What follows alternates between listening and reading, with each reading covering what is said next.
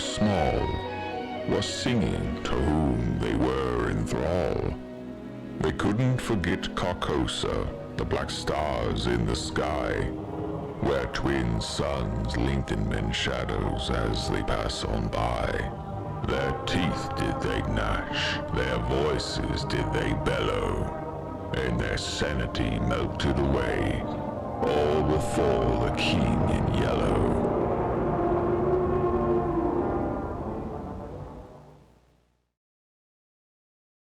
Once again, thanks for bearing with me for the technical issues. I still think my camera's not 100% right, but I'm just going to go with it.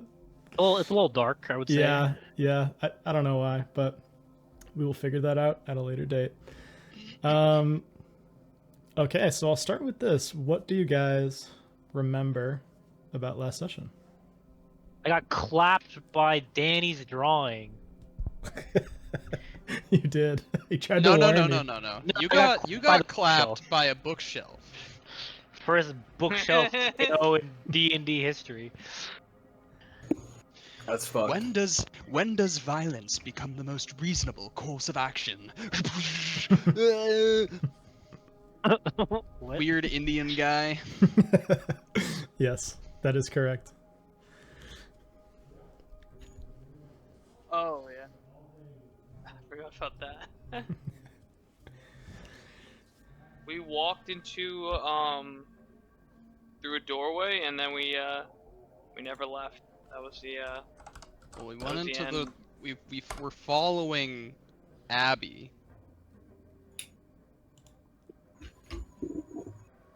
into the room where we never returned from. You were. And Reagan was in a weird alternate reality sort of situation, alternate version of New York, where some things were the same, some were different. There was like some crazy fascist government or something, and Abby wanted me to drive directly into a building. Mm-hmm. But I refused. And then that's where the strange man intervened. The Indian man who you had no idea who they were or what they were asking about. It's very strange. Showed up in Vinny's character's one as well, right? Yep. Yeah, showed up in his, and asked a few other very strange questions, asking if his father was also a coward, asking if he's ever killed anyone. yeah. Very odd, almost like therapy-like questions in a dark way. But yeah, is there anything you guys would like as a refresher before we get into it, or do you guys feel pretty confident in how we left things off? Felt pretty good. I believe I pulled the trigger and drove away. That is true. You did not you were forced into it, maybe forced in a situation that you may have delayed in enacting yourself, but maybe you would have done the same thing even not under pressure, who knows, but you didn't have the choice. Agent Marcus actually came in and was like forcing you at gunpoint to blow the building up to stop the incursion.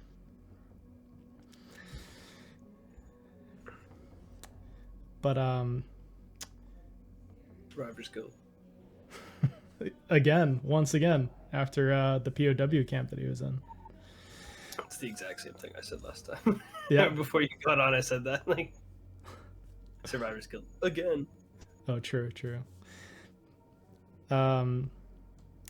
So like I started last chapter, we're going to start with a little intro scene here. We see text on the screen that says, Halliswood, Virginia, 1951. We see a neighborhood of Eisenhower-era calm, a cul-de-sac lined with white ranch-style homes, pastel shutters, and freshly painted fences. We see flagpoles snapping gently in the breeze, mothers chatting over low hedges, children riding those old Schwinn bikes in looping circles around each other, streamers fluttering from their handlebars. And amidst this calm and this peace, we all of a sudden cut to a man who's staring directly at the camera. Staring directly at us. He's standing beneath a black and gold curtain hung from his porch. His hair is wild, and his face is painted white. He wears a makeshift paper crown on his head, paper and foil that's askew on his brow. And he just says, "Most people don't even know there is a show. So that it goes on is really almost beside the point. It's like the sun because it's not an outcome, it's a cause. Unlike the sun, though, it's one that few ever gain the privilege of seeing. Now, I'm sure you're thinking, this guy's crazy. You're thinking, I need to report him to his case officer immediately. You're thinking, man, I hope I never sound like that. But you don't need to worry about it, because you won't be, or feel, or see anything you're not supposed to. You're closer to the show now than you've ever been before. And you know what? The reason you are here is because of me. I'm a lead. I started just like you, on the fringes, acting in a bit part here and there. I saw some things, read some things, crept closer and closer to the stage, to the spotlight. And our camera pulls back and we see that he's not talking to us, but rather several figures across his front yard. We see they're seated upright in a semicircle of lawn chairs. It seems to be his wife and 2 daughters. And as we pull back, we see their skin is gray and still. Their faces are obscured by papier-mâché masks painted in grotesque smiles and sad, smeared eyes. One girl's arm is bent at an unnatural angle. And this guy continues his soliloquy here, and he's like, "You keep looking like you're gonna run away, but I know you won't. You're only acting that way. It's in the script. I know you." A woman across the street from him starts to scream. Her husband runs to call the police, and we still hear this sprinkler that's just ticking.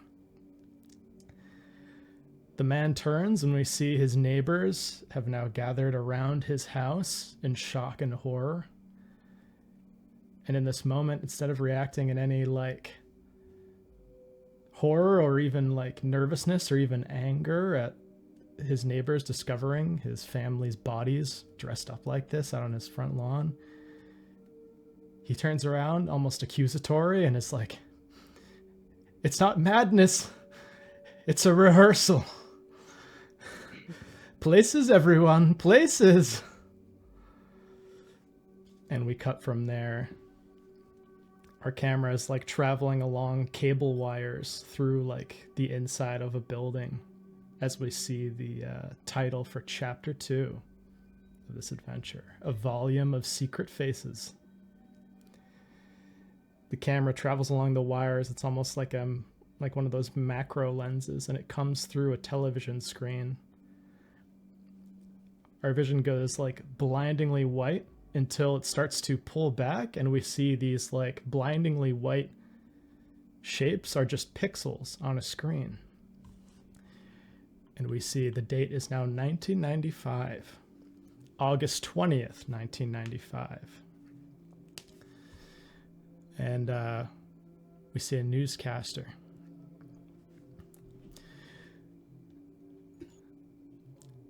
The suspect for the 1995 Kips, or actually he wouldn't say 1995 at this point, for the Kips Bay bombing has been named. We see a picture on screen of someone who looks very familiar to the person watching this screen, but we'll get to that.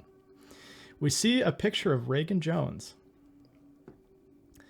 in his army fatigues. Looks like this news site maybe like sourced a picture from his army days. Reagan Jones, a disillusioned veteran of Operation Gothic Serpent, otherwise known as the Black Hawk Down incident. State and local police discovered his car at the crime scene, which had multiple sling bags for various firearms as well as thousands of rounds of ammunition in the trunk. At his home in Montclair, New Jersey, authorities discovered 50 gallons of nitric acid as well as a bomb maker's cookbook. And you see glimpses of this in like the newsreel that they're showing. Police also discovered a manifesto titled Blueprint for a Free America, which is now circulating online. And our camera pulls out, and we see that the person watching all of this unfold on the TV is Kendra White.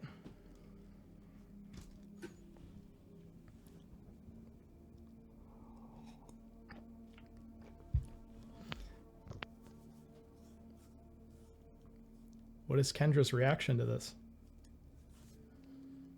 She drops the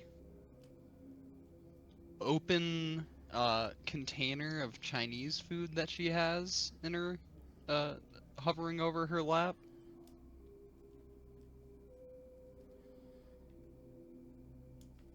In disbelief.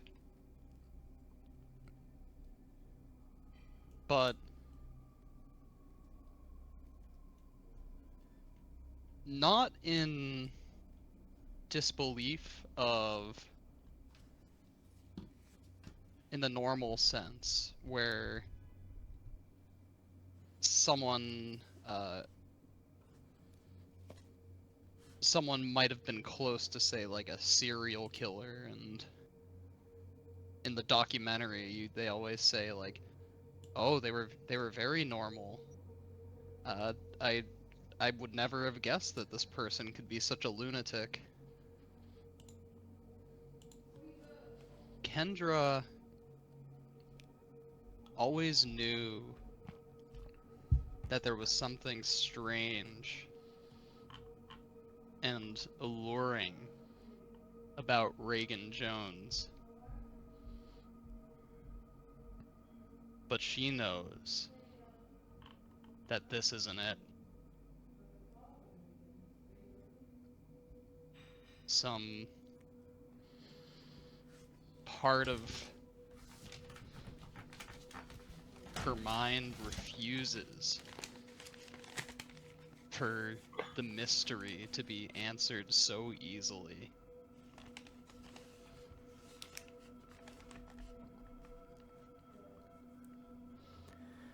And we established that she lives on the Upper East Side with her parents.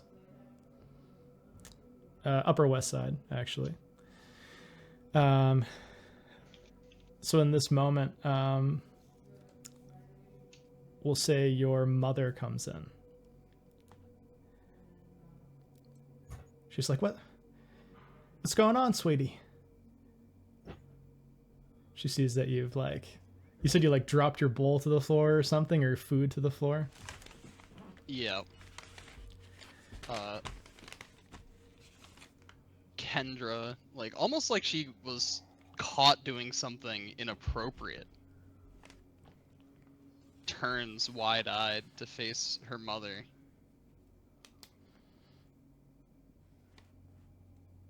Oh, nothing, Mom. I just dropped my food. And she stands up to go find,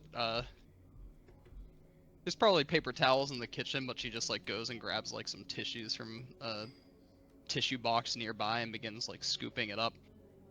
And as she's leaning over and doing that, she kind of just nonchalantly points to the TV screen. They found that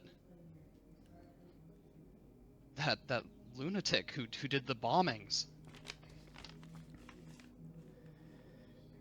Is it like Oklahoma City? Was it a terror attack? I don't know, it just came on. And she sits down and she's like watching it too. And we'll cut from there to a different perspective on August 20th, 1995. We hear the sound of an elevator door closing. And we see not how he looks now in his concept art, but like a younger David Harbour, the sheriff from Stranger Things. We see Jack Holloway traveling up an elevator. You know that this is prior to the announcement of the bombing. Maybe it's even the day before, the 19th.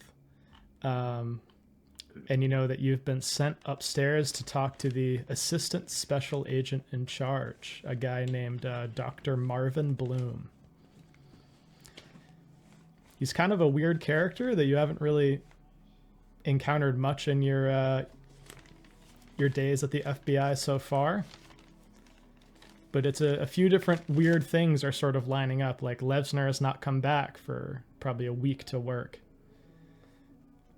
And you're fearing the worst from this meeting.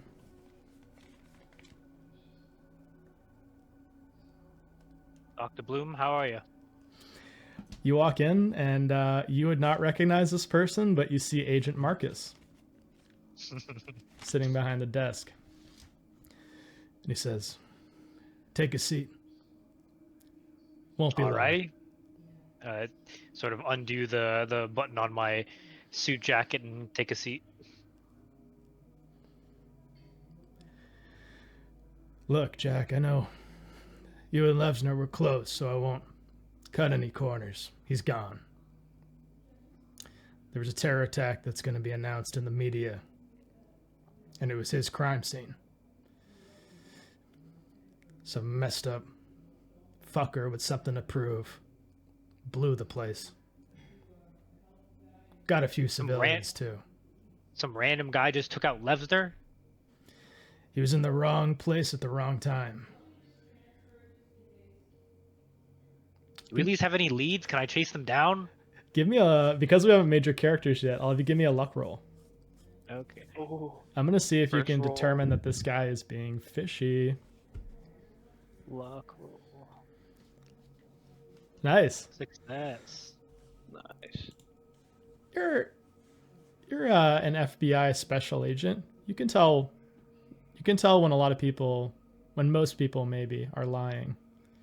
And this is Marcus saying it, right? Yeah. This is Dr. Marvin Bloom, as you've heard him called. Oh, I thought you said Marcus was in the room too. They're the same person.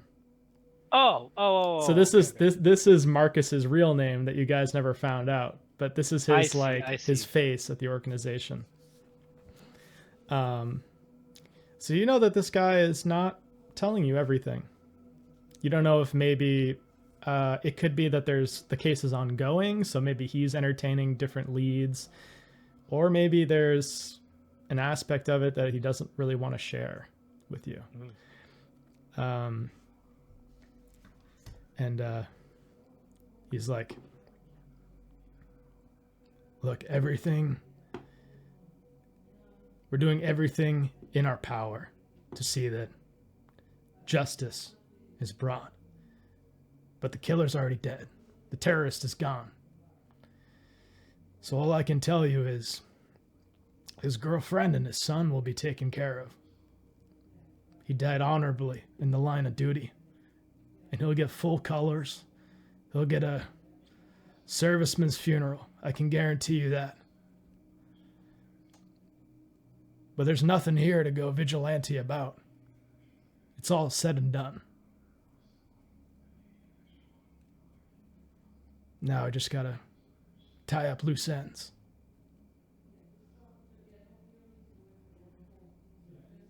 I think Jack kind of just sits there in disbelief. He's suspicious of him, but I don't think he has enough information to act on. Hmm. So he sort of like straightens it, like he just stands up like with a like a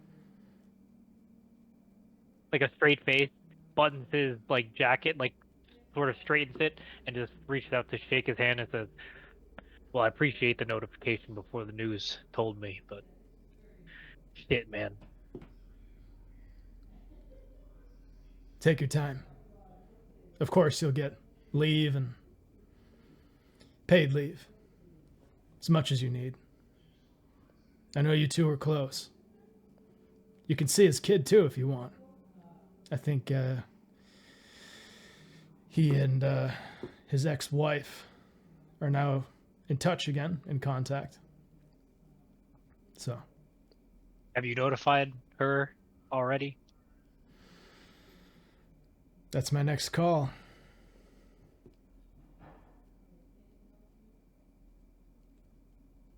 Let me do it. Oh shit. he gladly turns around the phone to you, and we just see like in one of those like shallow focus shots, we just see the end of the phone placed before you. You hear the dial tone. He dials the numbers for you. Maybe actually, maybe you dial them. Yeah. I actually no. I'm gonna say I'm gonna do it in person. I'm not gonna do it over the phone. Oh, all right. Yeah, he's like, sure. Probably better coming from you than from me. I'm not a people person.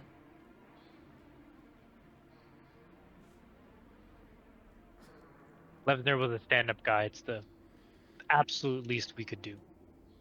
And then I sort of, I guess, fill out the paperwork, clean out his desk, and find one of those folded flags that the government gives to like fallen soldiers, essentially. But they don't Fuck. probably also do it for the FBI. Yep.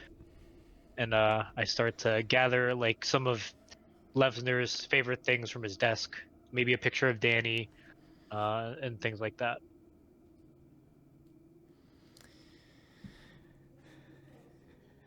Yeah, so where are you heading? To his apartment? No, just his office desk. And just grabbing those personal effects off the desk. But then I'm assuming that Dr. Bloom gave me, what was their name? Julie Nemen or something? Her Mhm. address. Yeah. And I'll start driving over. You drive over.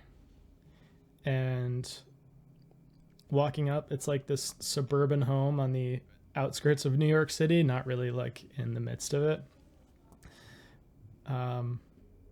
You walk up and you see first this guy comes to the door. Hello? One sec. Okay. You hear Jack say, "Afternoon, sir. Is a Julie Nemen home?" Yeah, she is. What's this about? This is about her ex-husband, Richard Levner. I'm his partner, and I sort of flash my FBI badge. And I think he can sort of see like that I have the flag tucked under my arm as well. Yeah, he starts to look like fuck. And then you see behind over his shoulder, Julie's like descending the stairs in like a bathrobe. And she's just like, And I think as I hear her coming down the stairs, and I say, "Do you mind if I come in?" at first she's just like, no.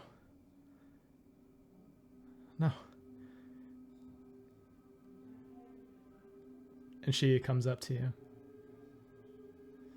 and grabs your shirt. And for a moment, you're like kind of tensing. Like she almost seems like she's going to get violent with you. And she just slams both of her fists on your chest and just starts like bawling onto you. Just loses it. Mhm. You see what you can only presume to be Danny, his kid, in the background watching from a distance. And we'll say we cut forward a few moments to like you guys all seated in the kitchen. She's now collected herself as much as she can, but there's like, you know, makeup streaks going down her face, and her face is like red and puffy. And what do you say to them? I'll say this. She starts it by being like,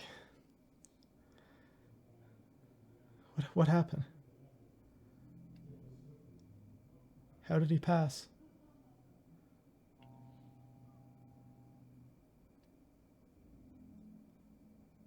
Richard was investigating something. And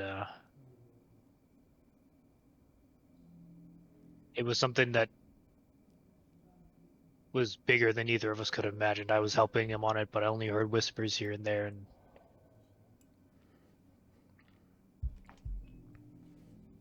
he was unraveling a terror plot, and he got too close and was at the wrong place at the wrong time.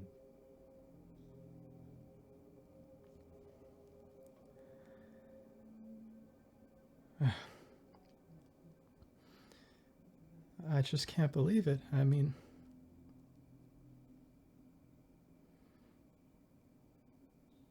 it's been so long.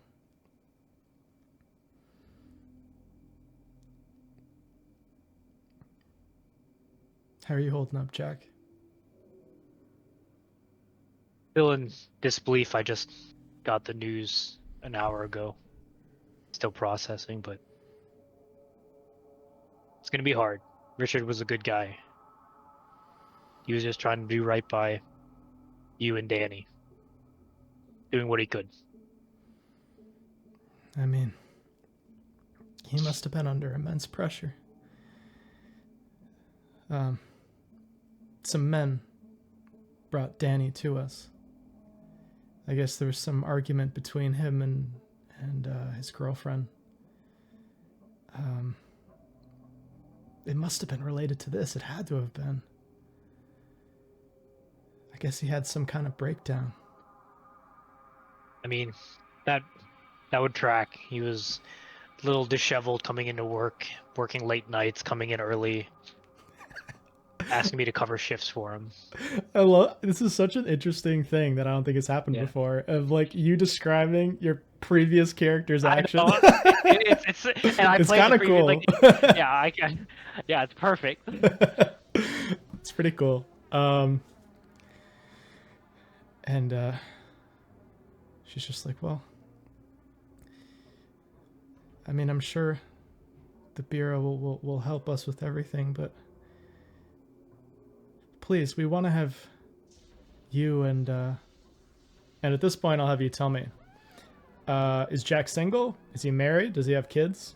What is his? I would say Jack is single at this point. Okay. She's like, please, if you have time, stop by the house tomorrow. We'll have a little something informal, just a little a meeting of the minds, just so we can talk this shit out. Of course. But I'm sorry. I hit you earlier. Yeah, that's fine. You see Jack start sliding over the the flag as well as like some personal effects from Richard's desk, and he says, "That's all right. As customary, the U.S. government would like to present you with this flag for Richard's service. Here are some personal effects from his desk, and I'm trying to work on getting his apartment keys for you and Danny to go through." Okay, thank you. She takes it. And it's this like very weird hollow gesture, like she's just looking at the flag. And then Danny comes up to the table and like snatches it, starts playing with it and waving it around. He unfolds the ceremonial flag that is specifically folded. Oh, I didn't know it was one of those big ones. I thought it was just like the little. No, no, Yeah, no, okay. no, no, no, no. It's like the folded flag in like the wooden case. Danny just Oh takes it no, out. yeah, never mind. Yeah, never mind. Not if it's the full one. No, no Yeah, way. yeah, you know, it's the folded ceremonial flag. Okay, yeah, that's different then. Yeah, so we see like she sort of looks down at this ceremonial flag, and we just see like her reflection in the glass, and she just starts to sob again. She's just holding it and like cradling it to herself, and she's just like starting to cry. Of course, you'll be given a full ceremony. And I think at this moment we'll cut to our last new character. No, make him explain it to the kid. Let me break it down for you. That's Jack's job. That's Julian's job. He just pieced out. He's like, yeah. Jack is single. That means he's his new father.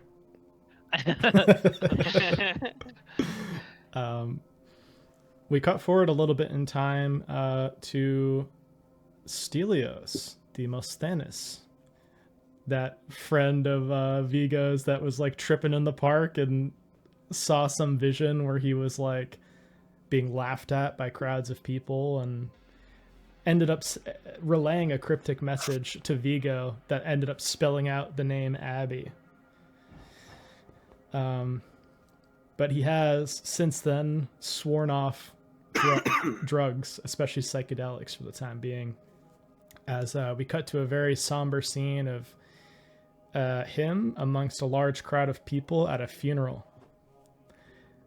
Presumably, he's gotten the same news that Vigo has died in this terrorist incident in the city. This Kips Bay bombing is what people call it. And we see him standing amongst a group of mourners at a cemetery in Brooklyn. And there's an old, like, hunched over priest that is doing an Orthodox Eastern European style funeral, and is like, and would anybody else like to say any words, anything before the ceremony closes?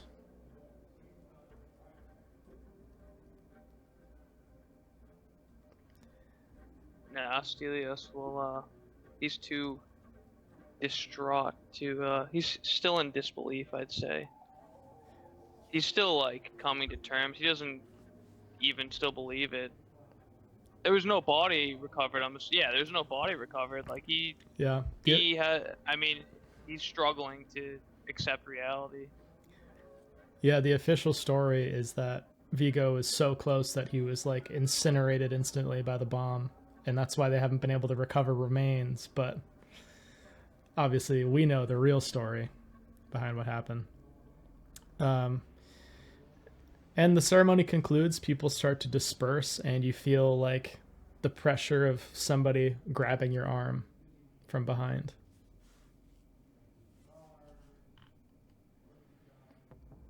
Oh, hello there. You turn, and you see someone that you've met a couple times, not super often, but you've seen at like different functions. You know her name is Riley Stark,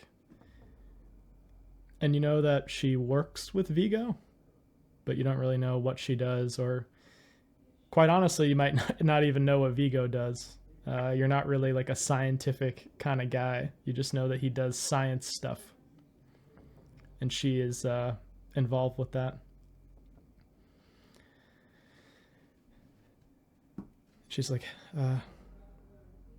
hey, how are you holding up?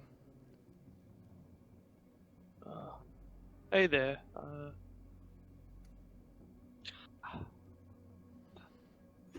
To be honest, I'm still in utter shock. I don't want to believe this, but doing the best I can, I guess. What about yourself? Not good. I mean,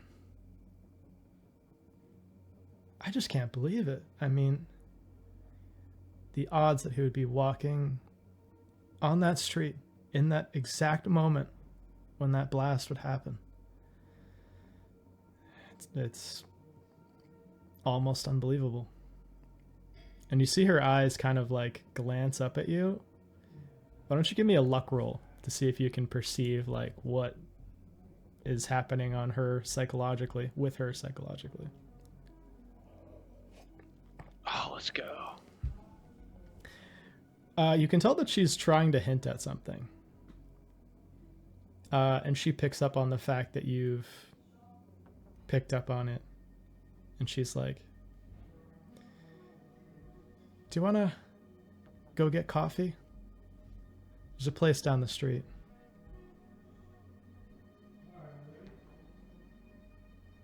Yeah, I could go for a drink. And remind me your name again. We might have met before. I'm not the best with names. You worked with Vigo, right? Yeah. Riley. I was a scientist too at his company at March. We were on the same team. Riley. Yes, that's right. You his protege. I think he talked about you a few times. Good things, I hope. Oh yeah, definitely. He seemed very invested in his work. I'm Stelios. I was his best friend. She extends her hand. She's like, you know we have met before, right? Yeah, I remember. I'm just not so good with names sometimes, but I remember. Okay. Well, let me get you a coffee. And we see you guys both head down. It's actually the same place you stopped at with Riley before. It's a place called Angel Coffee. She takes you inside, goes to like a lonely corner where there's no one listening. She actually looks around to make sure that no one's close by. And she's like, look, I know that you're still grieving. But fuck it, I am too. I don't think this was an accident.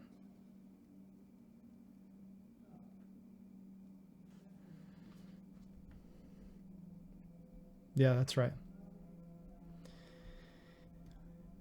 Me and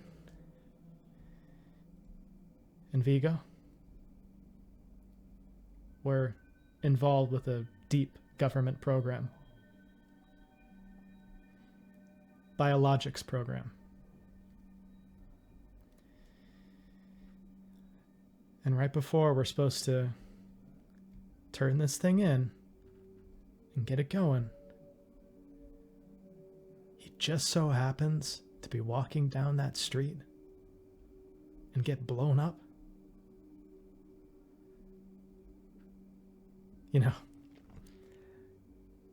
I was sitting in this same seat with him a week before, and he was trying to warn me.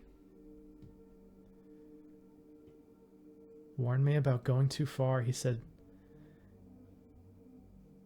don't. He told me to keep my head down and to not ask questions.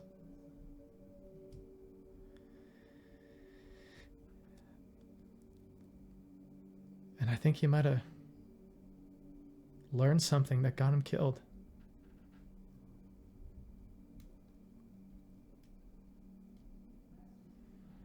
You know, I really had no idea Viggs was working with the government. He was a bright bulb, that guy. Doesn't surprise me so much, I guess. But ever since the news came out, I'm just in disbelief. I mean, I don't believe this story. I mean, I don't either. nothing, no body. Nothing. Vigo's too paranoid and too careful to die like that. It just didn't. It's not adding up. Especially, I mean, not to get grisly, but even if he was right next to that van, they would have recovered something. an explosion like that just doesn't make someone magically disappear.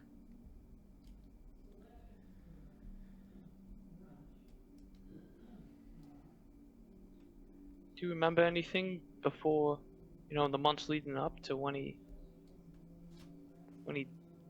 disappeared, when he died? I mean, he just seemed like he seemed a little distant, I mean, I wouldn't see him as much, and I just assumed he was busy at work in the lab, but I don't know, maybe he got caught up in something.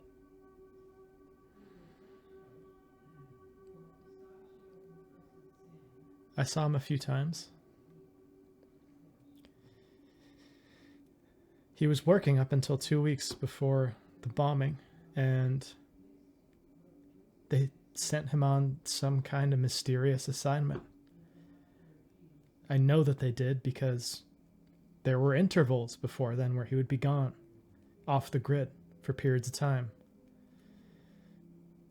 And he'd always come back anxious and stressed and weary. And anytime I'd ask him, he wouldn't tell me anything. And I know that it wasn't a vacation that he was going on. It was something else. And to be honest with you,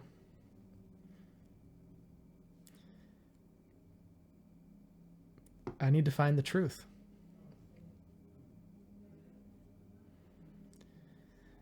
So, I'm perfectly fine doing that alone. But if you want to help me, I think we can both find some answers.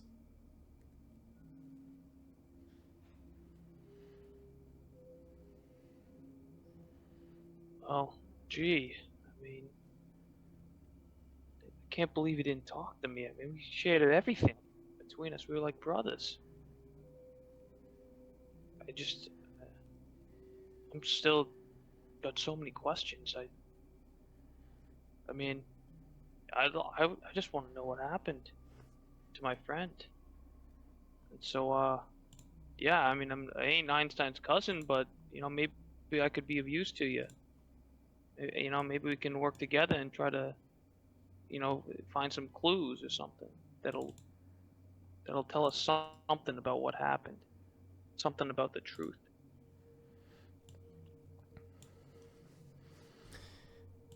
I think you can help me. Even if it's just moral support. First things first is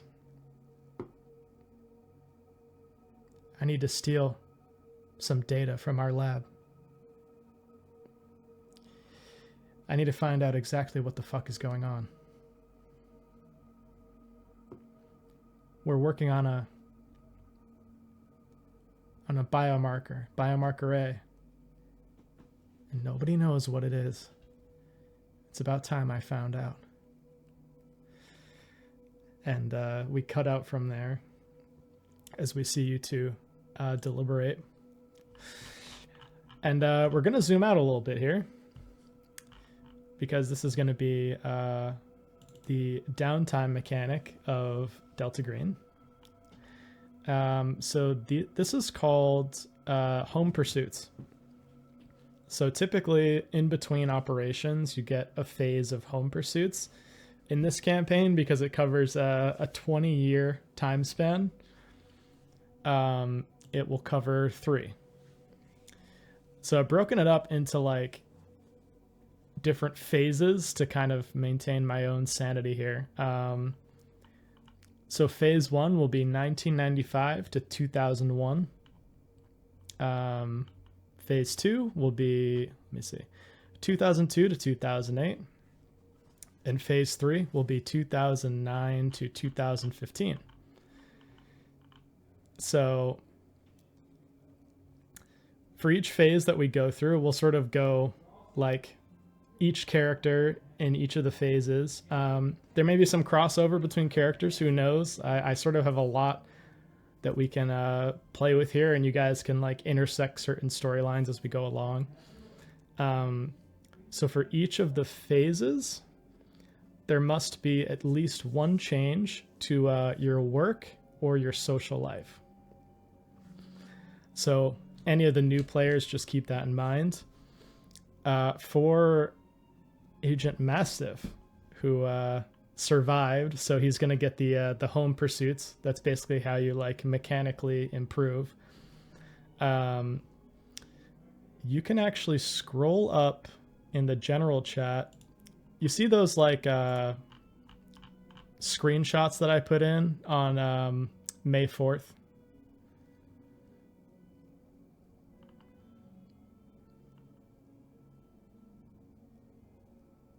You're talking about Discord. Yeah. If you scroll up, there's some like screenshots under a no dog sign. Yes. All right. So you can look through those. Those are basically the home pursuit options. They're also called personal pursuits. So basically, from 1995 to 2001, behind the scenes, you're going to get to focus on one of these things. So I'll just go through and I'll tell you like all like the basics. So fulfill responsibilities. Basically just improves your sanity by like focusing on your relationships. Back to Nature does the same thing. It improves your sanity by like going out into nature and exploring. Establishing a new bond is exactly that. You can make a completely new bond. A character from the prior operation can be used as a new bond and it gets a bond score. You can go to therapy, which also improves your sanity. You can improve stats or skills. You can indulge in your personal motivation. You can do special training, which gives you like specialized skills. You can stay on the case, which is if you want to keep investigating any of the stuff related to like Carcosa, the King in Yellow, you can like keep looking into that, and I'll give you information based on what you want to pursue. And you can study the unnatural, which is if you have access to anything unnatural. So say if you went back to the green box where you guys put everything into, that storage unit, you could potentially study the unnatural to like gain knowledge and basically improve your unnatural skill in the process. Cool. Yeah, I mean, I think he's been here before. I think he knows that he's gotta take care of himself before he focuses on anything else. So it's gonna be something that's gonna recover his sanity.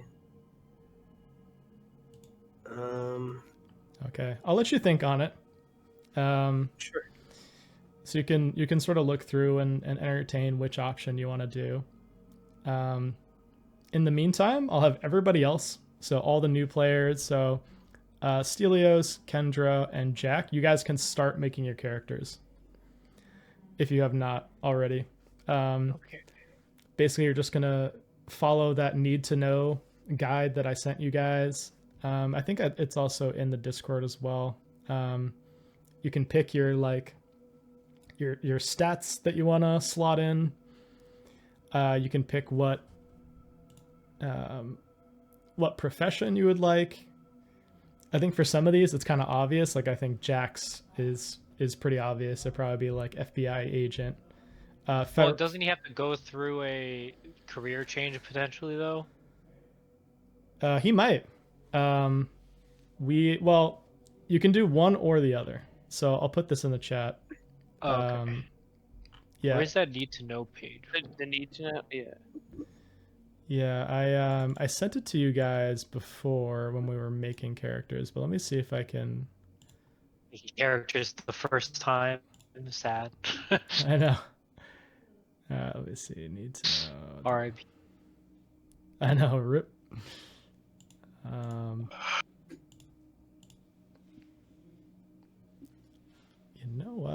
me see. Need to know.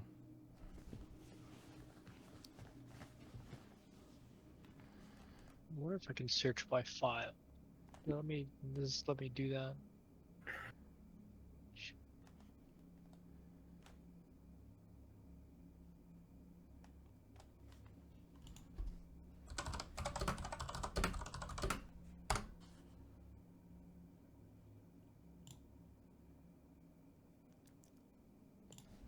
Yeah, so I'll just send you guys the link actually. You can actually download it. If you just Google it, you can download it for free. Like it's a free PDF. Oh, what's it called? I can just. Celtic need to know, or Yeah, I'm just gonna send it here. So this is the download link. okay. Nice. Yeah, so while Sweet. we figure out what Harold is gonna do, you guys can sort of like start to make your characters in the background. And the way this is gonna work is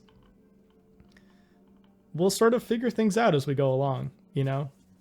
I'm going to put some examples of like work changes and social life changes. This is what you guys are going to be mainly like dealing with. So during each stage, you'll have one of these changes that will happen.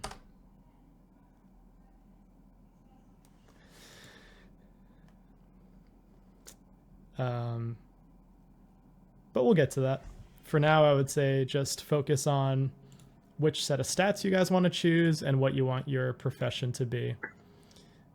So I think Jack would probably start out as federal agent, unless you wanted him to like quit his job after this and do something else. That could be cool too. Yeah, I mean, it's been 20 years. Well, not yet. We're gonna track the passage of time as it goes I along. see. But yeah, you could totally like make a crazy change like that, like have him, you know, becomes a completely different profession. That's possible. Kendra and Stelios will be interesting. You could have them maybe like start out in some non-related field and progress into it as we move along, but you guys will have time to sort of figure that out. But yeah, let me know if you guys have any questions. I'm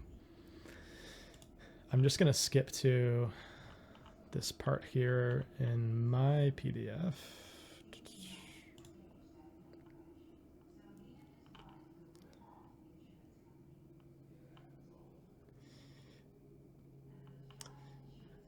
All right. So from 1995 to 2001, which of the home pursuits would you like Harold to do?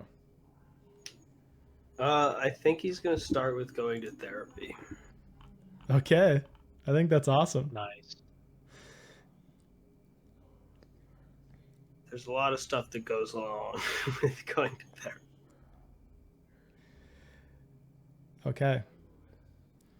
The first question I'm going to ask you. Would you like to truthfully tell your therapist what happened? Or are you going to couch it in like metaphor? Yeah, I'd have to say it's more in, well, I think, okay, so here's how I'd probably phrase it. I would set it up in the sense that this was trauma that I was addressing from back in the war all those times ago. So, like, I would just be lying about when it happened, but everything else would be pretty close to the truth. So I don't know where that falls for you, but... Okay. No, I think that's great. So I think that falls into not telling the therapist the truth. The truth means like that the unnatural exists, that all this crazy shit's happening. I don't think you're going there. So in that case, you are going to make a luck roll.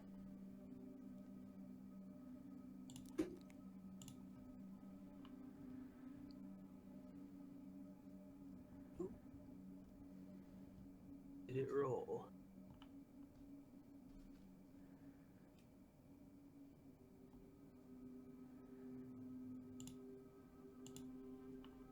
Roll 20 is very slow right now. Did it go? Ooh, ah. Oh god, no, the first one was a fail. Shit. Okay. So yeah, that's the downside.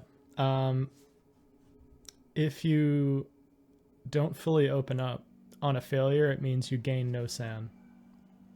So maybe it's a sort of situation where like you bring on a therapist and you're just not fully opening up to them.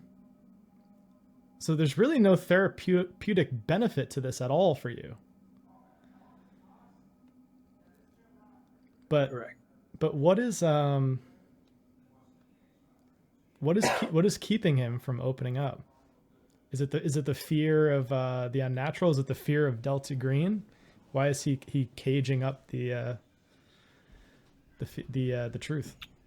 Well, this is still pretty recent on, so he doesn't want anything that he's saying to get tied to that terrorist attack that he's now been hearing being the explanation of what had happened. So he's like just trying to make sure that he's doesn't link anything at all to what happened recently.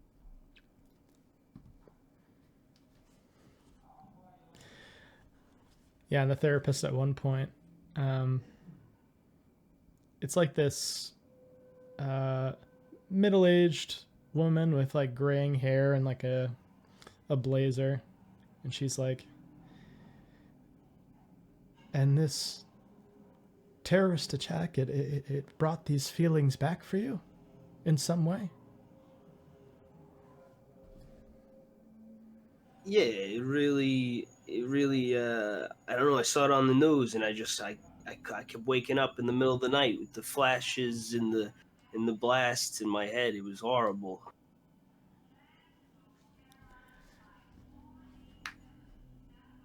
And you weren't at the scene, you saw this on the news? Yeah. Over and over again on the news. The news, it's on all over the place. I can't, yeah. I can't get away from it. I feel like I close my eyes, it's there. On my phone, it's there. Do we have phones yet? I don't know what yours. Yeah, you have that car phone that we established. People talking about it all the time. On the news, the radio.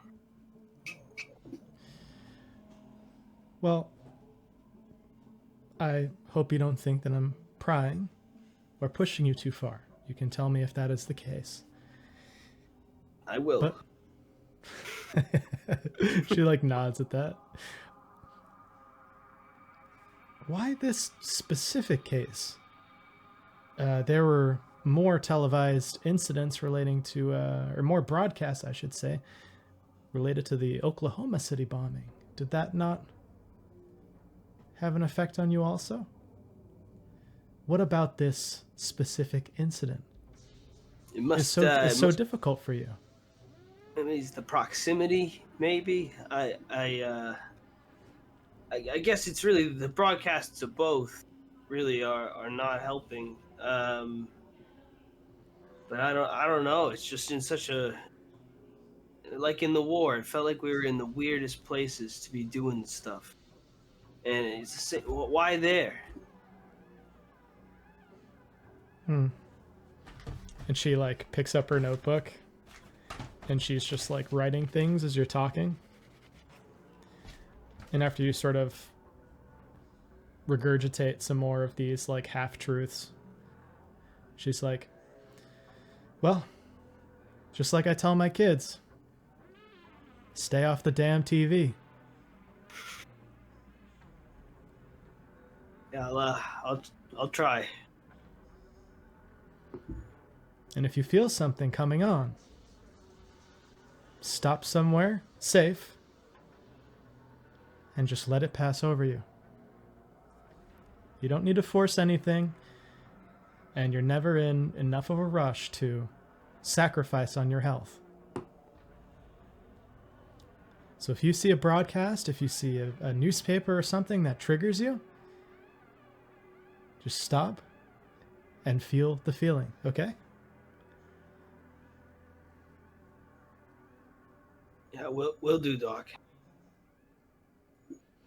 And she stands up and looks over at the clock. She's like, oh, I guess that's our time. And this sort of thing just keeps happening over these years, you just not getting specific at all and her not being able to like really help you. She's also maybe a bit aloof as a therapist and not really like realizing what or why you're keeping things secret. But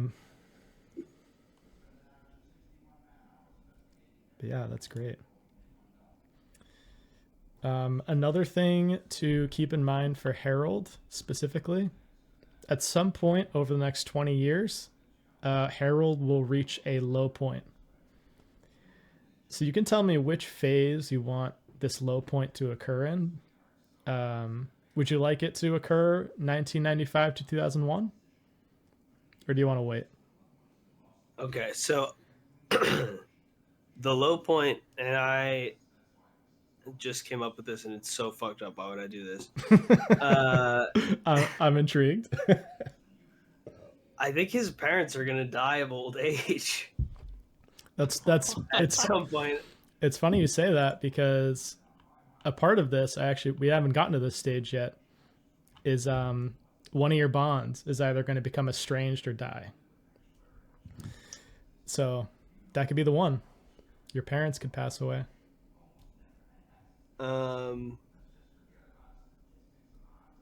Yeah, I guess so.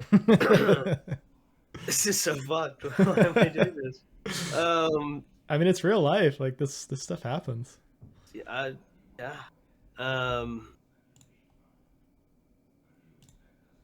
So okay, I think if his parents are gonna die right now, or in this time span, could he spend in this time span his time on like fulfilling responsibilities to his parents, like taking care of them in their final time? Well, if you wanted to do that mechanically, it just would have to be in the next phase. Okay, so they could die in the last phase if he spent the time in the second phase Yeah, taking care. yeah, it's kind of fucked up to put it this way, but basically you can choose phases 1, 2, or 3. So either 1995 to 2001, 2002 to 2008, or 2009 to 2015. So basically, I think about it this way. I think that's a cool idea, actually. So maybe we will wait to phase 2 or 3 to do this. The thing to think about really is, do you want him to face their passing younger or older? He's going to start to cross into his like late 60s, 70s in phase 3. Which would be especially tragic if he's having to take care of 2 ailing parents. Yeah, that'd be pretty tough to watch. Or, it could happen when he is still in his 50s, 60s. But I'll let you think on that. Yeah.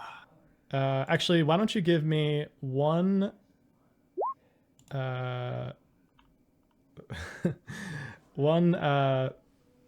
where did I put it?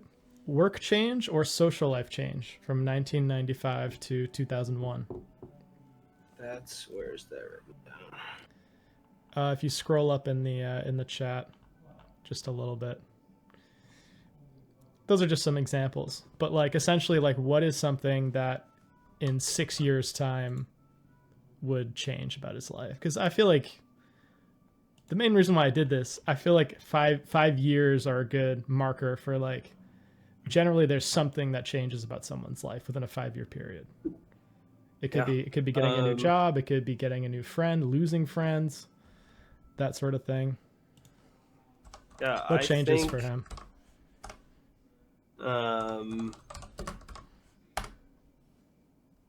He's gonna stop working as a vet.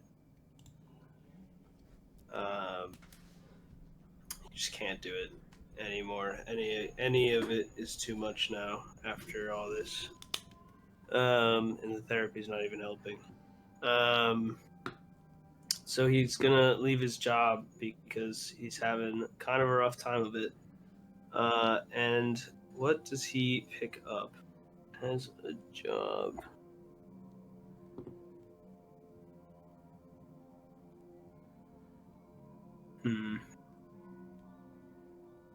Gonna go back to dog training. Okay. Write that down. All right. So,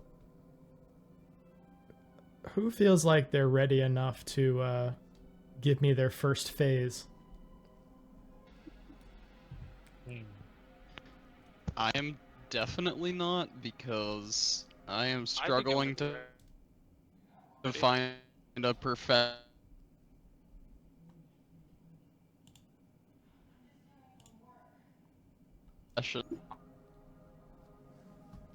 Struggling to find a profession?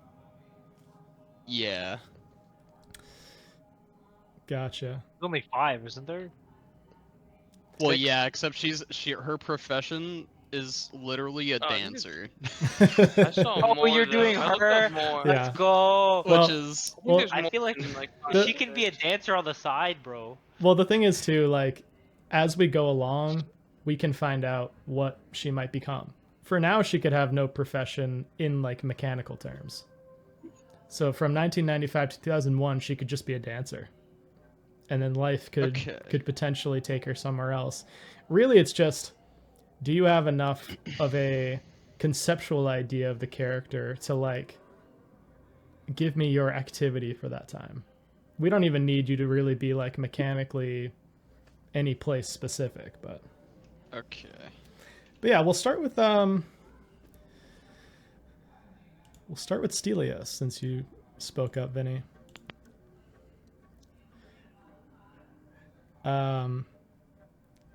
I think for fun, I think I will just have you guys, even though you're new characters and, like, this is a little giving you guys a little much starting out, I think it's gonna be fun to do. Why don't you pick from one of the options as well for the home pursuits? Oh, sorry, let me look at those. Those were in the personal pursuits. Was that in the... Okay. Go to therapy, establish a new bond, back to nature, fulfill responsibility. Oh, okay, this is,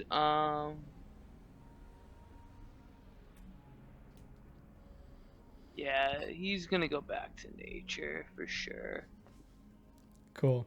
So yeah, we've established that he and Riley are starting to look into this. But maybe it's something that, you know, if he's choosing back to nature, maybe it's not something he's super involved in. Maybe the grief of what happened is stronger than maybe he even thought it would be, and being kind of close to Riley and to trying to figure things out is not really his priority.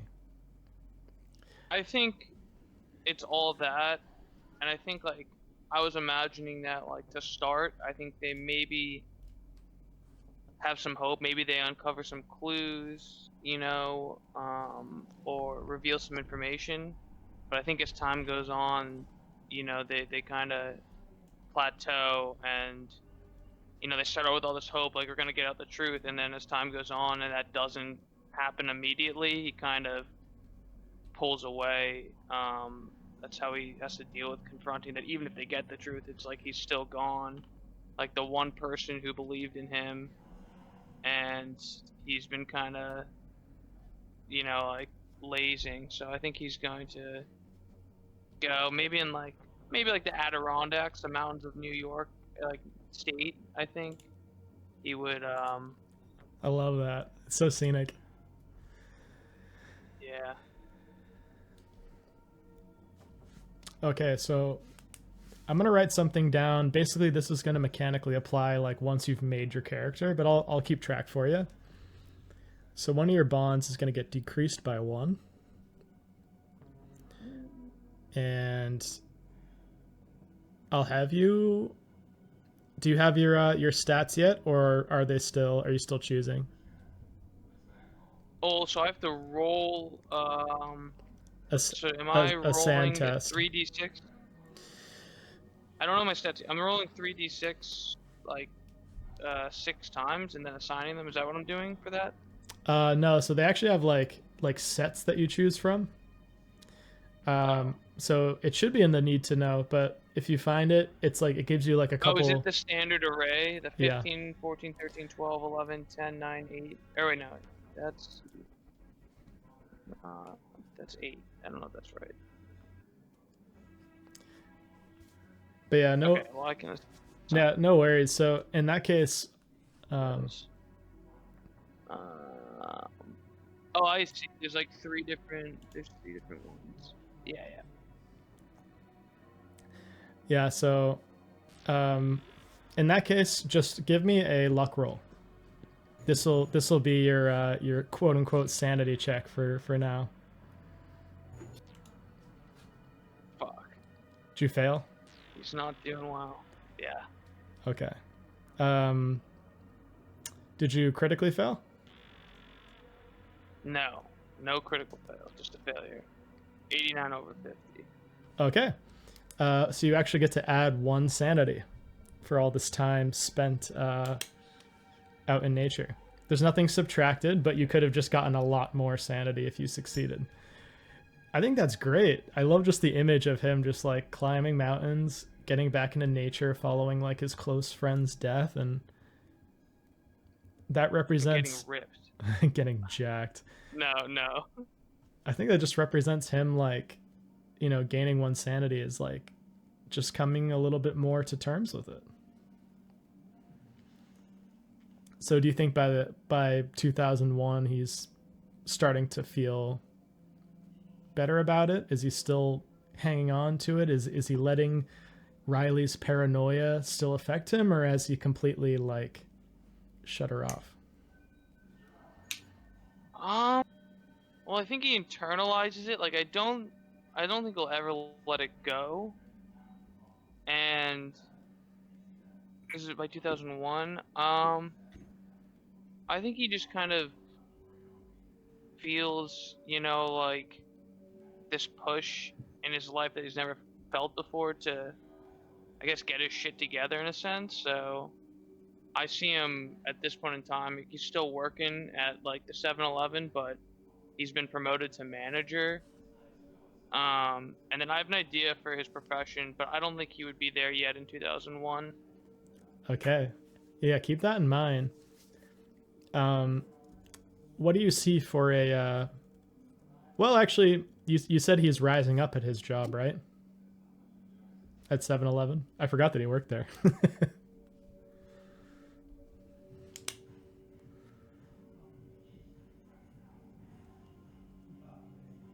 Oh no, he's frozen.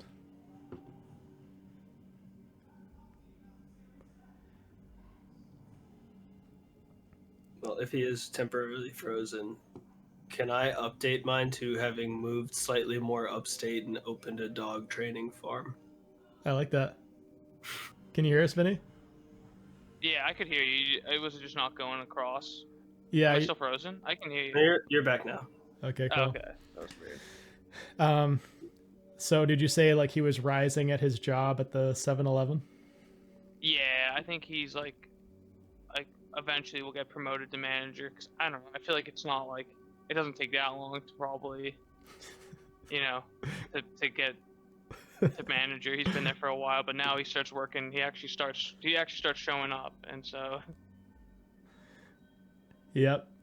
I think that's great. So that will count as a work change, getting a new position at the same company. So that'll be your change. I think that's everything that we need from Stelios. Feel free to like still keep cracking away at his character in the background, but Yeah, I'm gonna do those stats right now actually while you jump to. yeah, and keep in mind too, anyone who's a new player or a new character, I should say, not a new player. Think about how you want your introduction to Delta Green to go. If you don't have any idea, I have some options that I can slot in. Basically, you can like leave it up to dealer's choice. Or if you have something specific, we can go down that route too. Does it have to be introduced the beginning of our character, or can it happen anytime in the 3-phase period of Anytime. Downtime. It could happen even, the last phase, like right before the operation starts. You could have been just introduced. Okay. So yeah. On that note, oh, were you saying something, Caleb? Sorry, I was going to ask if I, at any point, because I'm still technically, I'm not out of Delta Green necessarily. Am I approached at all again during this time period? Not from 1995 to 2001. Cool. It's completely cold. Definitely not looking for it. So just Yeah. just checking. Yeah, it's not something you're looking forward to at all. Maybe it's a bit of a mutual thing. Maybe things got really hot, and so they're letting you cool off a little bit. You certainly don't have any contact with Marcus at all. Let's Good job. yeah, you and him had some beef. Let's go to Jack Holloway. So we can start in any area you want. We can do a work social life change first. We could do a home pursuit first. What do you feel more we'll equipped to do? Personal pursuit. I think he's gonna do. Where is that pamphlet I just saw? It's in general. He's gonna do fulfill responsibilities, and he's gonna spend that time trying to get to know Danny. Oh, interesting. I like that. Cool. So let's see. I have to. So is Danny going to be roll- one of his bonds as you're making? Yeah, this Danny character? is one of his bonds. Oh shit! That's awesome. It's I love all it. coming together. It's all coming together. I made my characters a throwaway, so this is the real character. I made the backstory character. This is the character too that we had that moment where I was like, I don't remember what your sidekick's name is at the office. What do we call him again? Jack. And now he's your character. Yeah. Okay. Do you have your so- stats yet, or do you want to I just? do. Okay, so I you do, can I do, I roll a sand test for me. 50-50 shot. I failed. So adds one to the bond. Okay, that's it. Yeah, that's good though. Okay. That's worth Yep. it. So I'd say, I mean, you tell me. I think there are a few factors at play, right? Like he's still like a non-verbal child, so it's probably really hard to get close to him and to Yeah. gain his trust. But I think you eventually do break through with a 1. Mhm. So what does that look like? I think I just keep coming to Julie and Danny's house, just providing support, like doing errands for them, like getting Danny gifts. Like I'm not trying to interact with him per se and win him over. It is sort of I'm there for support, and I was there enough that he recognizes me as like someone that isn't dangerous, and he probably has seen me around with Levsner before that as well. Also, I can't increase Danny's score on my sheet. Do I need to like do something else? Oh yeah. Do I need to just flick the little button there, Yeah. and then it'll Yeah, probably. If not, and then it'll wait? Maybe then I can hit apply things. yeah, if not, the gear icon might be able to help you too. Sometimes, like if you Okay. reset it, it also might not be possible to increase a bond above the max. But if that's the case, Oh. I'll just put a Interesting. +1 That's next to it. That's fine. Yeah, we can like track it manually if that doesn't let you. But Yeah, but that's I think what I think that's so Jack fucking does. cool. Yeah, that's awesome. I did not see that coming. I did not think he was gonna like. What? Come on, man! I know. gotta bring some of Richard's life in here. I know, that's awesome. So I do have some things written down that will happen regardless of what you guys do, and you've just procced 1. You hear through the grapevine. This doesn't really have anything to do with Danny per se, although maybe it does tangentially. You hear that Richard's former girlfriend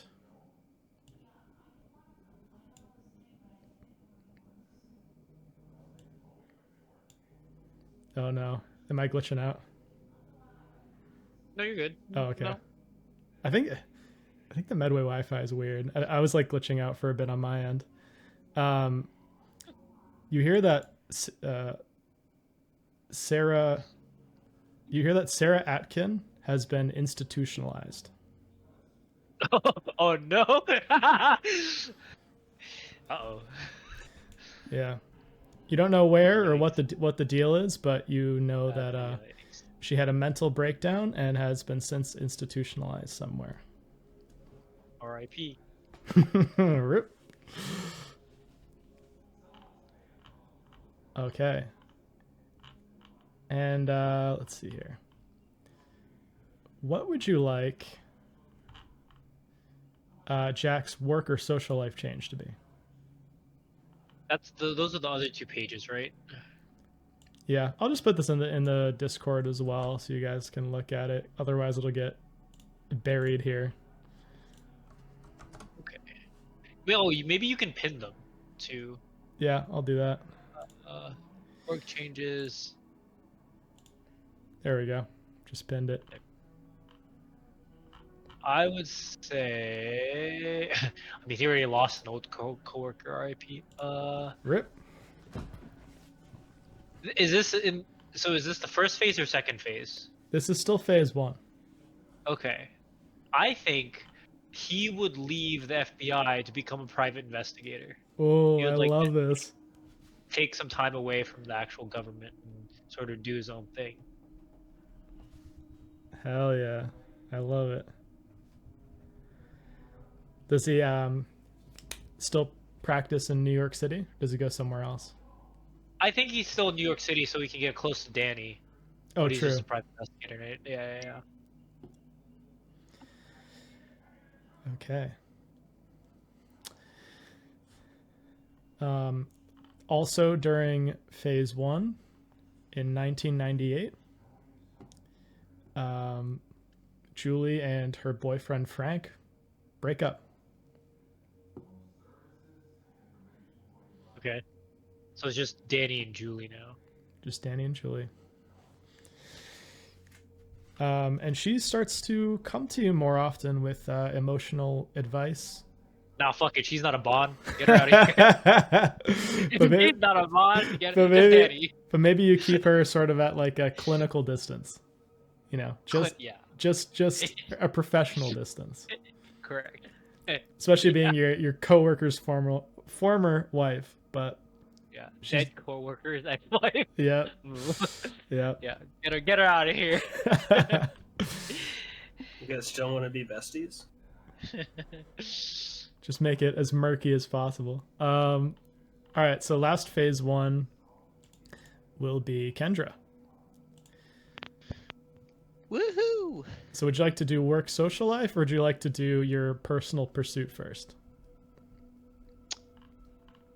Well, I guess yeah. Let's do work social life. Okay, what changes? All right. So, I think that in this first, I'll have to come up with names at some point for like her friends that she usually goes out with. So I think those relationships deteriorate, as that was extra time that she had at night that she's now going to spend doing other things, which we'll get to shortly. Hell yeah. I think I know where this is going. And yeah, I think those are the bonds that are deteriorating at this point. During these first few years, I wouldn't say there isn't that much strain on her relationship with her parents. Let's see.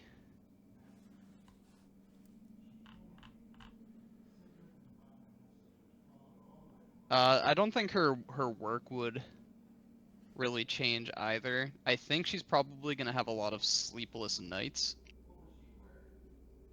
So she works This at sounds at like her a stay on the case to me.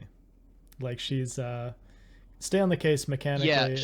she's staying on her case, I guess. Yeah, yeah. Actually, I explained this to Jose in the other session because he's like, if I look into something from my backstory, does that count as a stay on the case? And it does mechanically.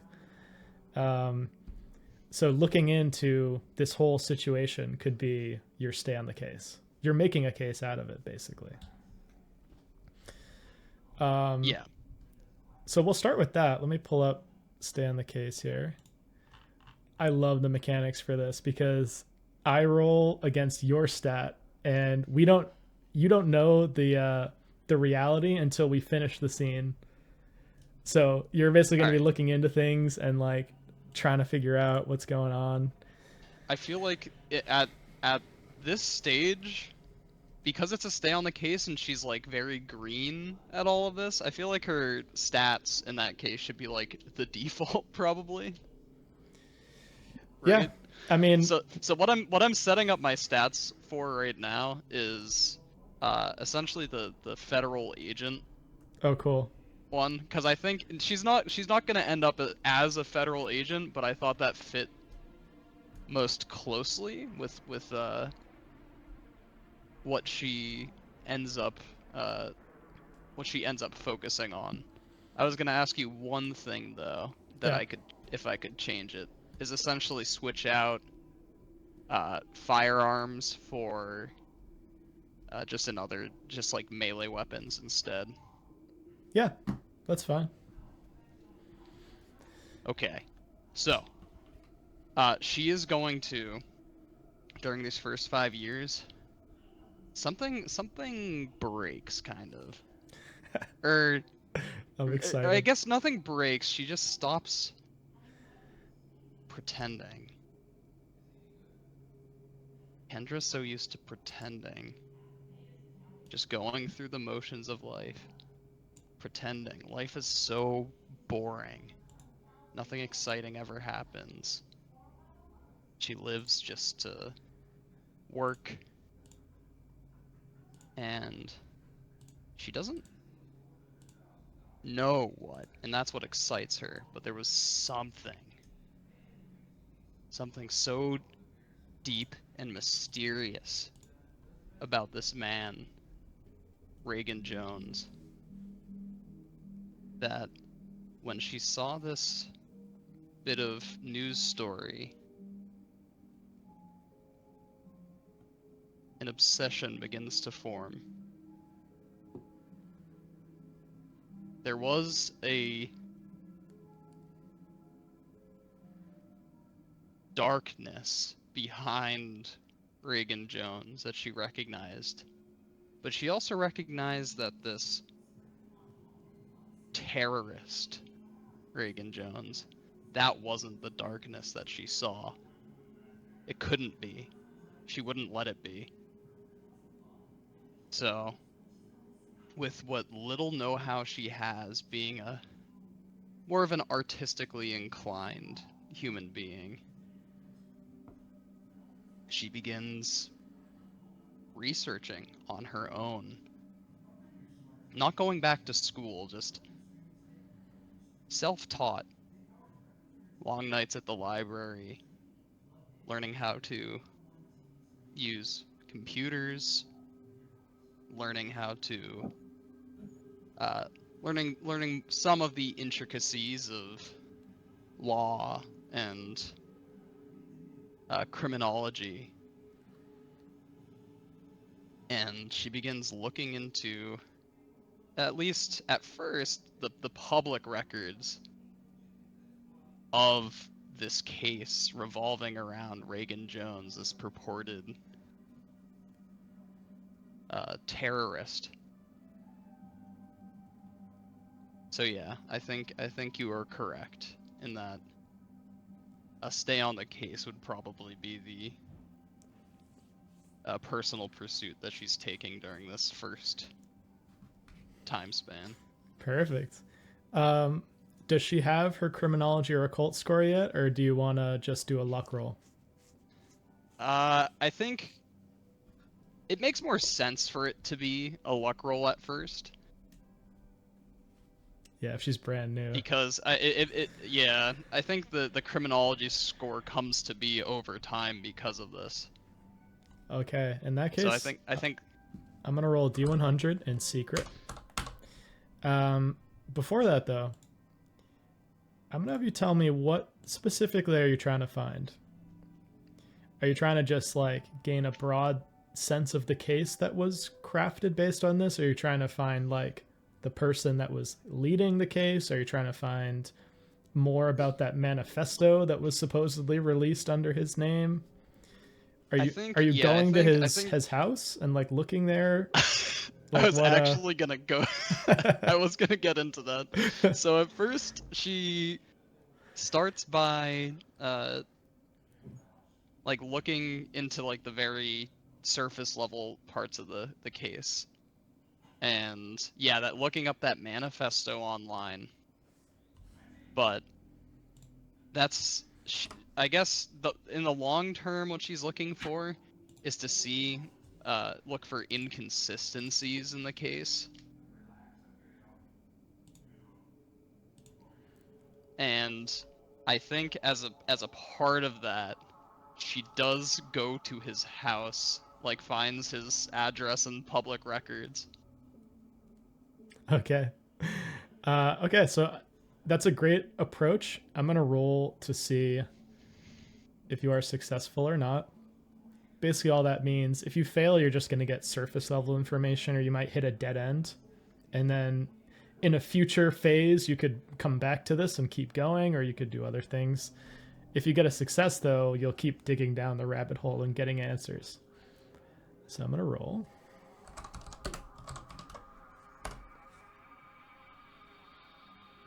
Alrighty.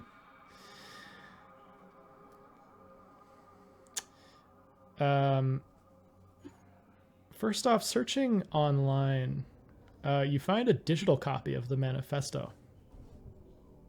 That's where you sort of start. It's actually circulating in a lot of right-wing groups on AOL.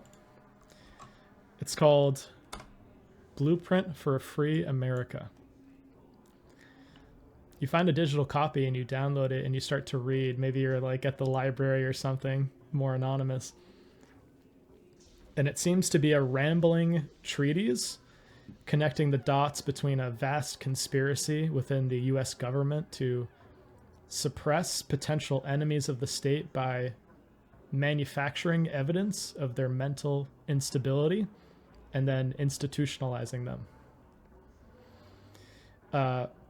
Reagan repeatedly refers to the US government as Imperial America and refers to human life as a lethal chamber.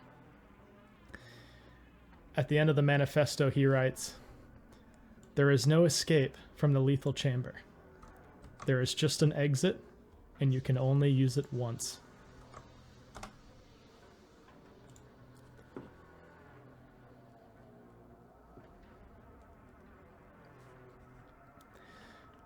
And going through the case online, you discover many discrepancies about the case.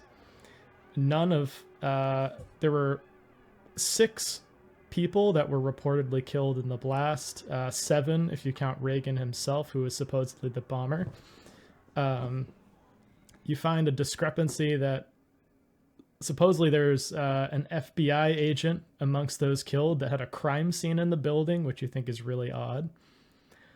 There was a scientist at a local defense contractor with ties to Washington who was also killed in the explosion. Both of whose bodies were never recovered, as well as Reagan's remains were never recovered. Just going through, you uncover a bunch of other names that are tied to the building as residents. A guy named Thomas Manuel, who's an acclaimed painter in New York. A guy named Roger Caroon, who's a science fiction author. Michelle Van Fitz, who's a feminist author. and another painter named Louis Post. And all the artists were part of a consortium called Art Life that owned the building. So they actually had like a subsidized lease type situation, which is Art Life is owned by someone named Cynthia LaChance. You find her name because, you know, of the insurance policy and everything on the building, and her name's listed in some of the newspapers. As well as, because I rolled a success for you on your roll, Ooh. you find the assistant special agent in charge of the investigation is a guy named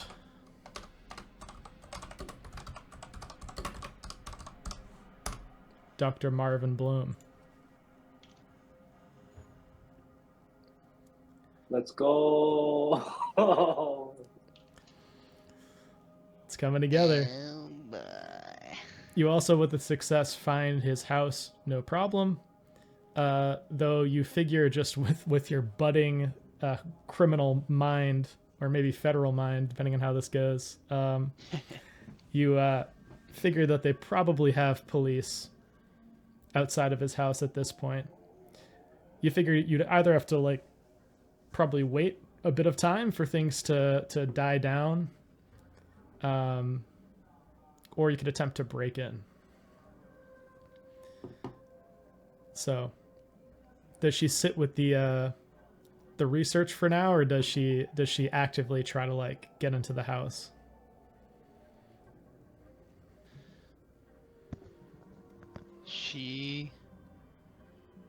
One thing you're gonna learn about Kendra is that this is almost like an excuse for her. She's gonna try to break in. Okay. With your success, you managed to do it.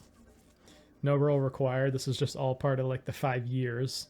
You plan out exactly when police are not going to be there. You sneak in and all black and a ski mask, and you open up one of the windows, and with your Please tell me Kendra is actually, the class is actually a special operator. That would be the funniest shit ever. that'd be hilarious. It could happen. Honestly, maybe I still have time to change that. Yeah, you have time to It'd be decide so for sure. funny. That would be fucking crazy. With your ballerina agility. She just becomes a burglar, but it's like it's the burglar, but she's actually a special operator. That's the mechanical class. So Kendra had the potential to be like a very gifted person, but she went the wrong way. She did not choose a positive outlet. I love it. Yeah, with her ballerina like reflexes, she like shimmies her way into this slight crack in the window that she's able to open, and without even breaking the window, she makes it inside. You scour the house over probably an hour. You don't want to stay like super long because you know that police are in the area, as well as neighbors that are nosy in this part of the suburbs. But you have a flashlight on you, and you make your way through, and you start to uncover additional discrepancies about the police reports. You find that the explosion, which this was a theory that you had previously, the explosion does not match the type of the nitric acid that he supposedly was using, and as well as the cookbook, both don't match the size of the explosion or the type of the explosion. Those materials seem to differ. There's also no evidence that he had any area of the house, including the basement, devoted to bomb making besides supposedly the small corner in his basement that has fallen into disrepair. You see like water damage, but that area has been flagged off as like his bomb making area, and it's not even large enough for a workbench. You don't find any evidence that he is this terrorist that he's made up to be, and it only cements the fact that all of the evidence at his house, perhaps even including the manifesto, were planted.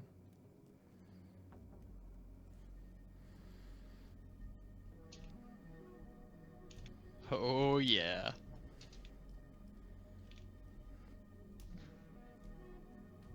Time to uncover a conspiracy of her own. Hell yeah. So yeah, this is a huge breakthrough for you. So zooming out from that for a second, you've now uncovered this is a huge conspiracy. You have evidence that there are all these discrepancies, and you're sort of building your own case in your mind. What is the work or social life change that occurs because of this intensity? Does she distance herself from her friends, like you were saying? Does she like? Yeah, I think her social life outside of like work and home kind of just starts to tank. Like she's no longer making any public appearances.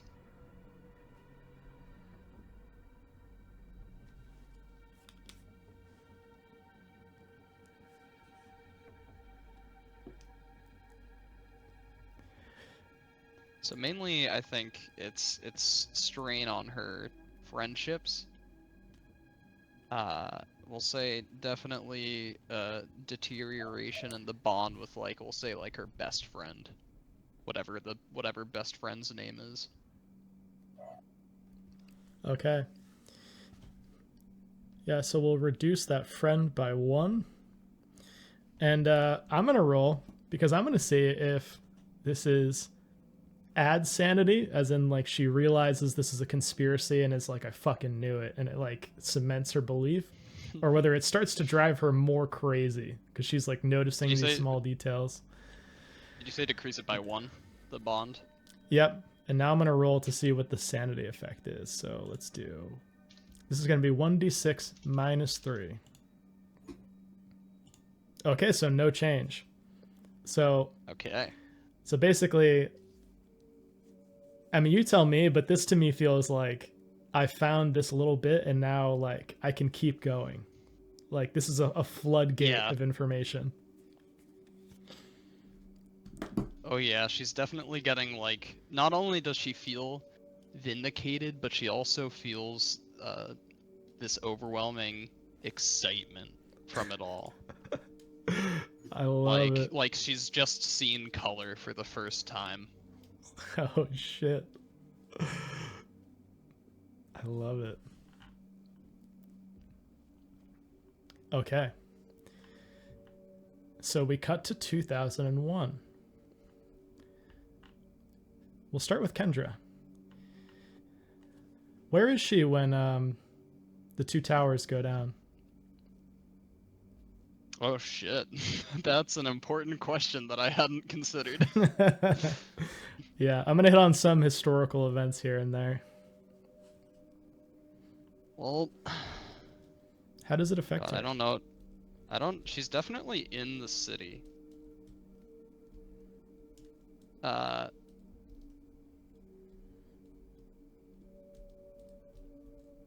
think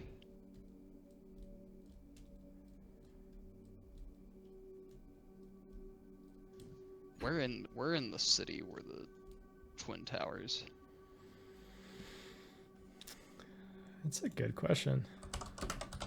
Imagine the financial district.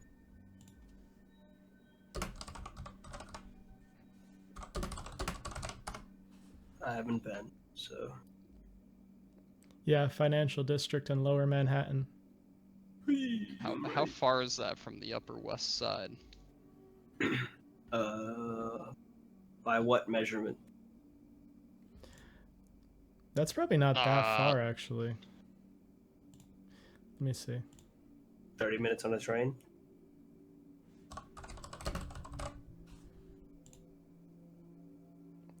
Yeah, 30-minute drive.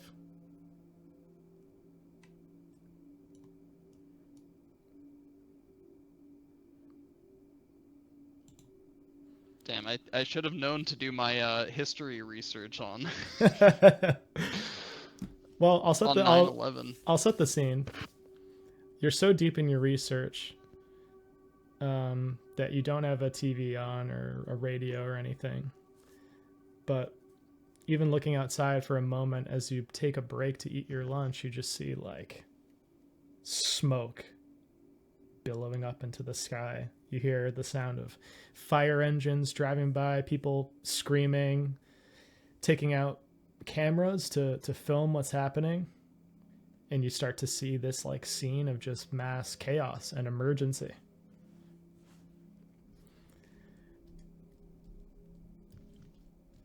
Yeah, I think it would be surreal enough that she would flick on the TV to see what the hell's going on. Yeah, and you see footage of the plane hitting the first tower. You watch live as the second plane hits. And it's just like, you know, people covered in debris, firefighters rushing into infernos, like melted steel collapsing, and just like awfulness and chaos. But in my mind, I could see this going one of two ways. Either she is so much in her research that she's just able to sort of turn off her empathy a little bit. Or maybe this sort of gets her thinking about bigger picture things, coming up against mortality in this way. A lot of people in this time period, too, use 9/11 as a reason to get into government service. Or to even, you know, volunteer for the military or other like national related things, patriotic related things. Do you think something stirs within her, or do you think she considers it just a tragedy and moves on when all is said and done? I think she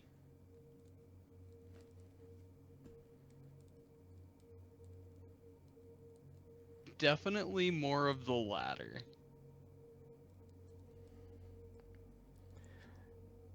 So back to her clues that she's Although uncovering. I think maybe she is motivated by it, but not in like the grand scale sense. Maybe she does see this as a way to an event that makes her think about her mortality. But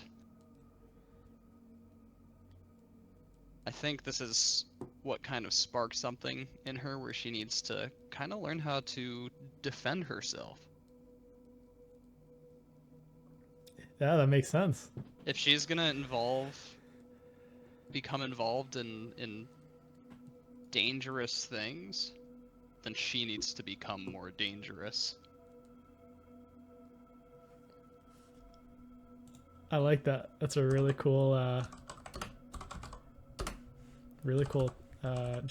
development. Yep, and she's already familiar with, you know, like dance, so she knows how her body works, and she's familiar with her own body. I think she starts taking lessons. We'll say like Krav Maga or something a little more efficient and practical when it comes to like actual self-defense and combat even. Hell yeah. Yeah, we just see this shot of just like, it's just like very like quick cuts in succession, but it's just her with like sparring partners on mats, just throwing down all these different opponents. And our camera is just moving in closer on her, and we just see like flashes of like different scenes. Reagan's house as she's entering it, somebody goes down. We see like an image of like the Twin Towers going down, throws down another opponent. And we just start to like just slowly creep in on her face. There's this like undeniable intensity about her that's starting to develop. She's fostering it. She's turning this intensity into like a bit of violence. Yeah. That's great. Where is Jack on 9/11? I would think. I would think he was just doing his PI job, right? After his first phase, he left the FBI, started. He opened up his own PI firm, and was sort of on a case maybe out of New York at the time, and so he basically just saw it while he was eating in a diner one day during the attacks. He's like, shit, and he just like rushes back to New York. Damn, where are his first thoughts going? Is he like worried about Danny most of all? Is he just like, I need to see my relatives, I need to get back to the city? I think it's more patriotic. Like, yes, he's thinking about Danny, but like he just left federal service and he's like, shit, I'm coming back. Oh shit. I love it. So if we want to think that as like phase 2, he leaves, becomes a private investigator, but maybe he doesn't join the FBI. Maybe he joins something else. I haven't thought that. Yeah, you got time to think. We'll get to phase 2 after this, but definitely think about that. He has this moment where he's like, "Fuck!" Like maybe he just becomes a contractor for like the government instead. Yeah, he totally could. What about Harold Burton? Where is he on 9/11? I think he is still out of the city, up where he's living. It's a Monday. And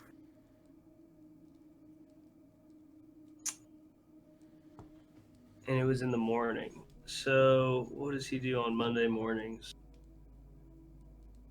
You know, he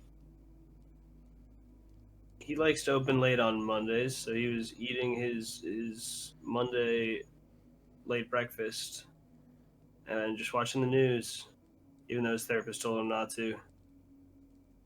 And there it was. And there they came, the flashes again. Oh fuck, that's true. Shit's Triggers for freaking him. out. So he's like, he immediately calls Blake to see if she's all right. She went to work already. So I don't know if he would have heard back from her quickly or not or what, but that would be his first go-to call. Yeah, she gets back to you immediately, and she's just like, you know, she's usually like a pretty emotional person, and she's just seems devastated by what she's just seen. She's barely forming like sentences, but you gather she's safely making her way back to your home from the city. Cool. But there's just immense traffic. All right, yeah, I just repeat to her that I'm so glad that we moved out of the city, and yeah, that oh man, I'll make sure everything's good and closed down, and I'll meet her at home. I guess this is home. It's one in the same building. Oh, true. Yeah, now that you've opened your private thing. That's great. And where is Stelios? I think Stelios is at home. I think he is in his apartment. He's got a shift later on in the day. He's got like the night shift, but he's got the day to himself, so he'd probably just be... I think he's hanging out. I think he just had the night shift maybe before, so he's just kind of having a day to himself, just hanging out, playing some video games. And so I think he hears it, you know, hears all the commotion and just is not in. He doesn't live in Manhattan or like the main island, so maybe like Brooklyn, you know, but still close enough to feel that terror and the chaos. And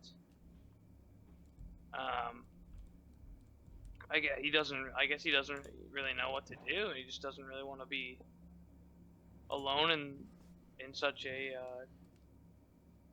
traumatic event. So I think he would try calling and then maybe trying to find his way to some of his friends, some of his bonds, to check in on them to make sure they're okay, and you know, God forbid.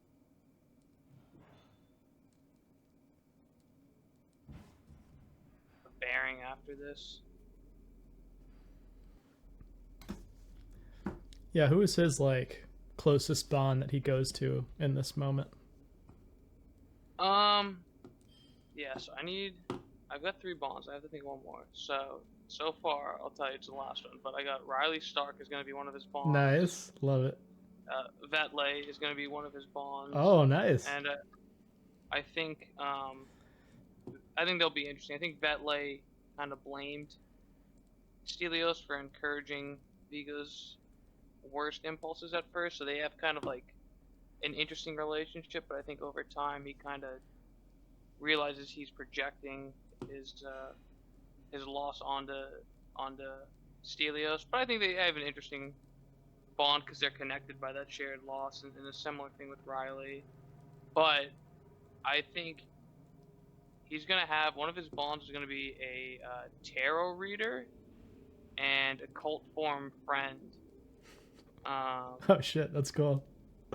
So rather than like a therapist or psychologist, he has like a tarot reader, but they're more of like a friend, but like he still goes to them for like spiritual advice, and especially after the events that happened. Their name is Nereus Wavenstar. Hell yeah. Yeah. I love it. It's so cool. So you'd probably try to find them. Yeah. Oh, also, what is the score for the bonds? Is that charisma? Yeah, I believe it's equal to your charisma score. Your first score, not the ×5. Right. Yeah, that's great. You guys sit down for a little tarot session and sort of calm each other down amongst this tragedy that's just occurred. And there's something that's going to happen between phases 1 and 2. In the aftermath of 9/11, so in 2002, we'll say, there's a lot of support groups that are created for people that were affected by the disaster, but it just in general brings an increased awareness of mental health, especially related to PTSD. And Kendra, Jack, and Stelios, you all independently see these flyers outside of each of your homes. They say the following. The flyer says, "Find the answer to life's questions in a no-judgment group environment. 7 to 9 p.m. on Tuesdays. Masks provided."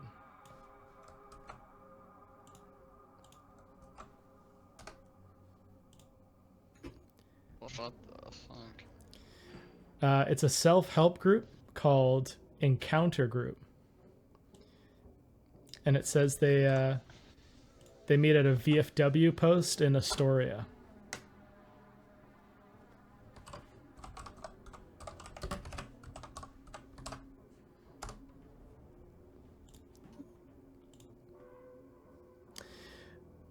But the thing that sticks out to all of you the most is on the back side of the flyer as you turn it over.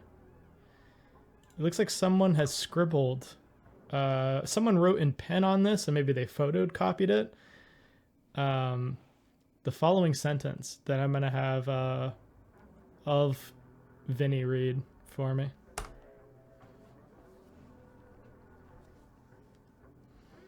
Find the answer to life's questions in a no-judgment group environment. 7 to 9 p.m. on Tuesdays. Masks provided. Encounter Group.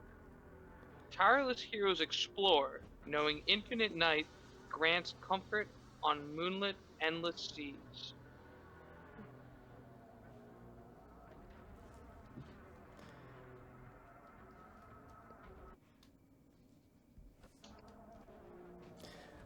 So, the thing I'll ask you guys: do any of you go to this this self-help group? I would go. I mean, the the name encounter group kind of sounds Did you say that? enticing, and Did you say that these were like delivered to us, or did we just find them? You find flyers in each of your like respective neighborhoods. It's the self-help group called Encounter I don't Group. think I would be paying them to another self-help group. Perfectly fine. Does Kendra go to this self-help group, or does she just like dismiss it entirely?